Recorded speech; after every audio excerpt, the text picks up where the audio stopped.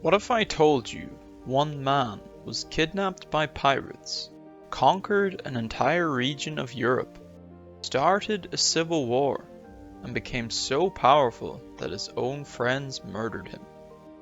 More than 2,000 years later, his name is still known around the world. This is the story of Julius Caesar, the man who transformed Rome forever. And before we begin, I want to ask you a question. Do you think Caesar was a hero who saved Rome, or a dictator who destroyed the Roman Republic? Let me know in the comments, because by the end of the video, you might change your mind. Julius Caesar was born in 100 BC into a noble Roman family. Although his family was respected, they were far from the most powerful people in Rome. At this time, Rome was a republic. There were no emperors. Power was controlled by elected officials, wealthy senators, and ambitious generals. As a young man, Caesar quickly developed a reputation for intelligence, ambition, and confidence. Perhaps too much confidence. In 75 BC, while traveling across the Mediterranean, Caesar was captured by pirates. The pirates demanded a ransom. When Caesar heard the amount, he reportedly laughed. He told them they should demand more money, because he was worth far more than what they were asking.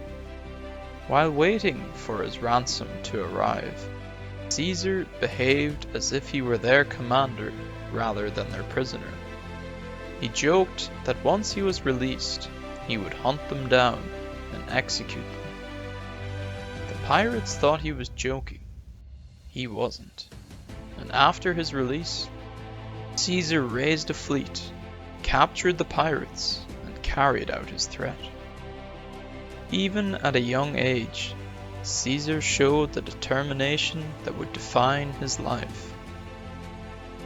As Caesar entered politics, he quickly gained support from ordinary Romans.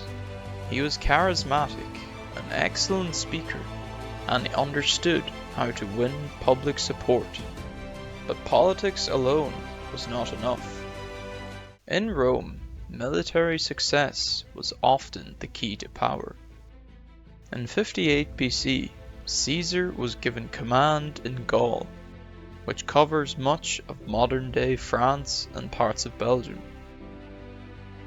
Over the next 8 years, he conducted one of the most successful military campaigns in history.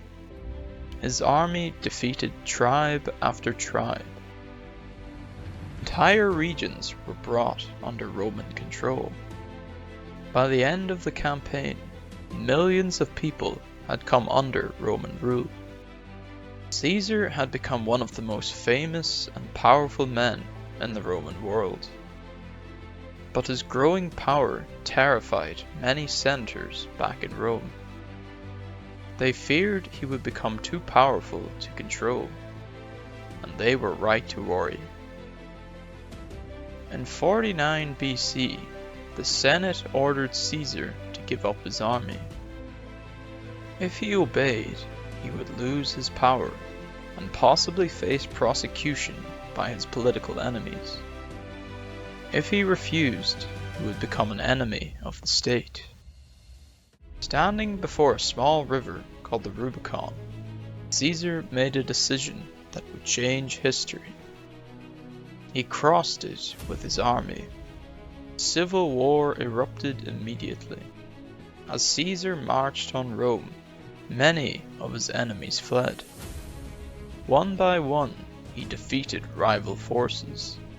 Eventually, Caesar emerged victorious.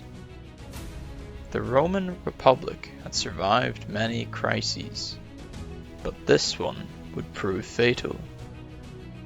If you were Caesar at that moment, what would you have done? Would you have obeyed the Senate and risked losing everything? Or crossed the Rubicon and gambled on civil war? Pause for a second and let me know in the comments down below. After winning the civil war, Caesar became the most powerful man in Rome. He introduced major reforms, he reorganized government, and he settled veterans on land. He reduced the debt, and even introduced a new calendar. That calendar, with modifications, is still the basis of the one we use today. Many ordinary Romans loved him, but many senators feared him. The Republic had always rejected kings, yet Caesar seemed to be accumulating more and more power. Eventually he was declared dictator for life. To his supporters he was restoring order. To his enemies he was destroying Roman liberty. Tension continued to grow, and soon it would explode. On March 15th in 44 BC, known as the Ides of March, Caesar entered the Senate. Waiting for him were dozens of conspirators. Many were senators. Some had once been his allies. As Caesar took his seat, they surrounded him. Then they attacked. Caesar was stabbed 23 times. The conspirators believed they had saved the Republic. Instead, they plunged Rome into chaos. Civil wars followed. Power struggles intensified. And ultimately, Caesar's adopted son, Octavian, emerged victorious. Known later as Augustus, he became Rome's first emperor.